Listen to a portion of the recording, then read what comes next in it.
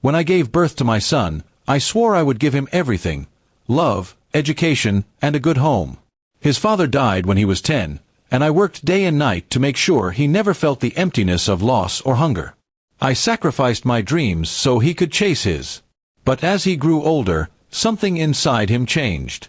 The sweet boy who once hugged me after school became a cold man who barely looked at me. After he got married, it only grew worse. His wife, Aisha, didn't like me living with them.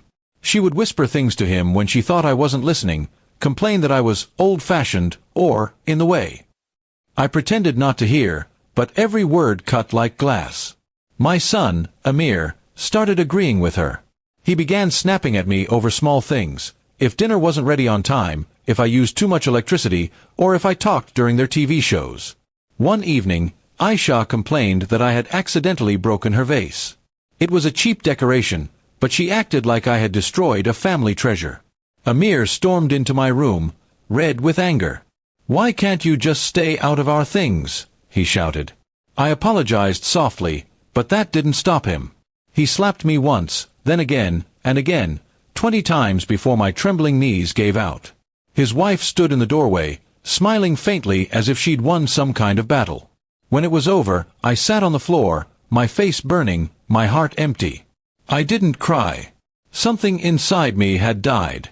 That night, while they slept, I looked at the house, my house. Every wall, every brick had been paid for by my years of labor. The house was still in my name. I realized something: they might have broken my heart, but they couldn't take my dignity unless I let them. The next morning, I quietly went to my lawyer.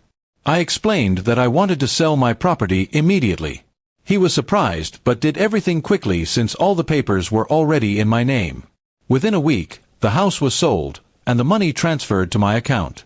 I rented a small apartment near the edge of town, modest but peaceful. On the day Amir left for work, I packed my things. I left behind only a note on the kitchen table that said, "A home built by love cannot stand on cruelty. I hope you both find somewhere that suits your hearts." Then I handed the keys to the new owners, a kind couple who promised to take good care of the place. When Amir came home that evening, the scene must have been chaos. His wife's jewelry, furniture, and clothes, everything, was still inside, but they no longer owned the house. The new couple told them politely that they had bought the property legally and that my son and his wife had to leave immediately. Neighbors later told me they screamed and begged, but there was nothing they could do.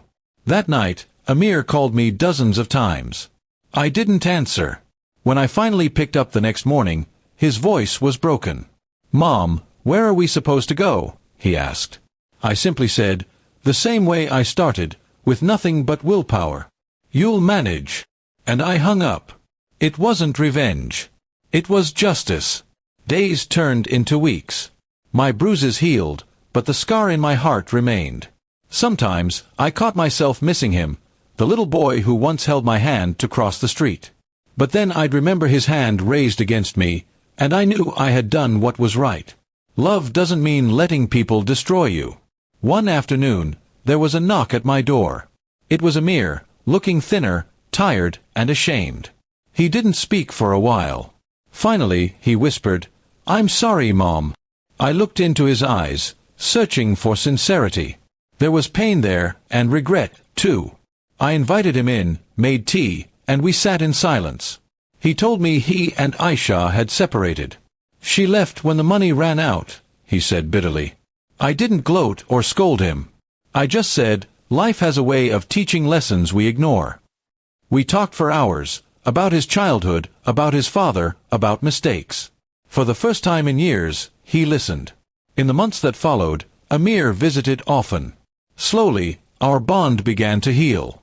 I didn't give him money or a home, only advice. I wanted him to rebuild himself from the inside. And he did. He found a job, started renting a small flat, and even began volunteering at a local shelter. Sometimes he still cries when he talks about that day. I do too. But I tell him, what matters is not how many times you fall, but how you rise after realizing who you hurt. That house was never just a building, it was a test. And though it took losing everything, my son finally found his heart again. Now, when he hugs me, I feel the warmth I thought I'd lost forever. And I pray that no mother ever has to teach her child love through pain, but if she must, may she have the strength to walk away, just as I did.